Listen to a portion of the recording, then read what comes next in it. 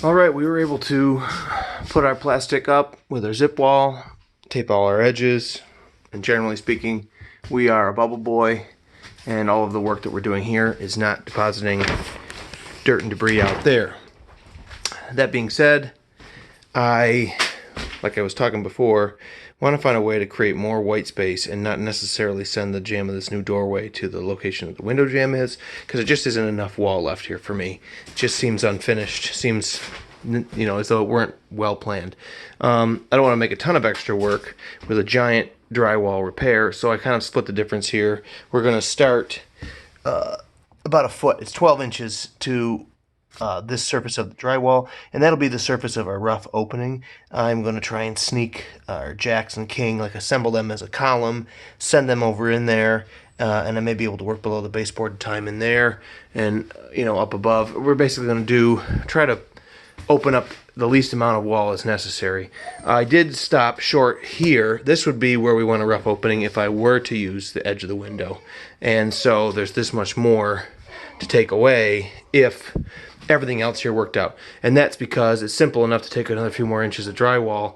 It's a lot of work to put it back, and I didn't exactly know what we had in here. And so on one hand, I was pretty surprised here, and on the other, we still are going to move over and take that space for our door.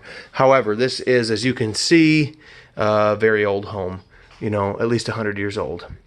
This is a 3-inch thick wall rather than a 3.5, so we're going to have custom ripped 2x4s in here for studs. I don't know what we're going to do for our header anymore, because 2 layers of LVL is 3.5 inches wide, not 3. So I may make 4 layers of 3/4 inch plywood and glue them together myself, because of course 2 is 1.5 inches and 4 is 3 inches total. So that may be how we do it. I'll have to ask the town. In the end, this is a different sheathing. This almost looks like clapboard directly. And then this is tongue and groove that's opened up. There looks like there used to be a window here. Here's the corner. This is like, so that's original. This was filled.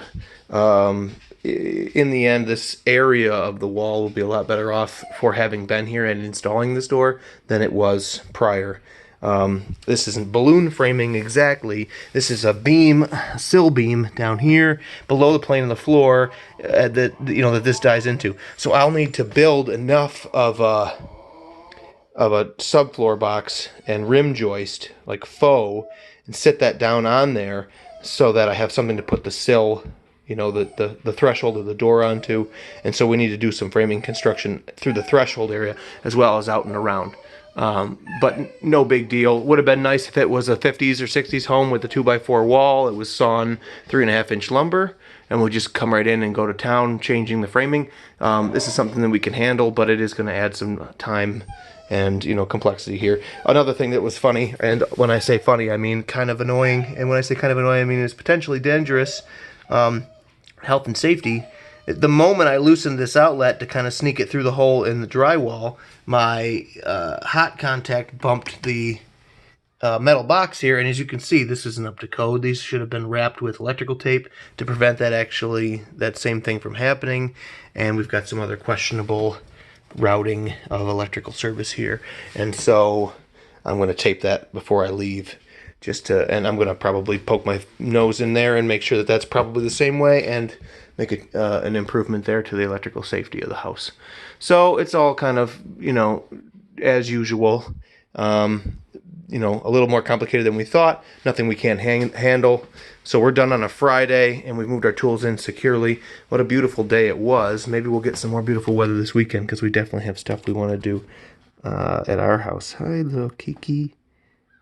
Hi. All right. Once again, the long-awaited end of the video. Thanks for watching. We'll see you.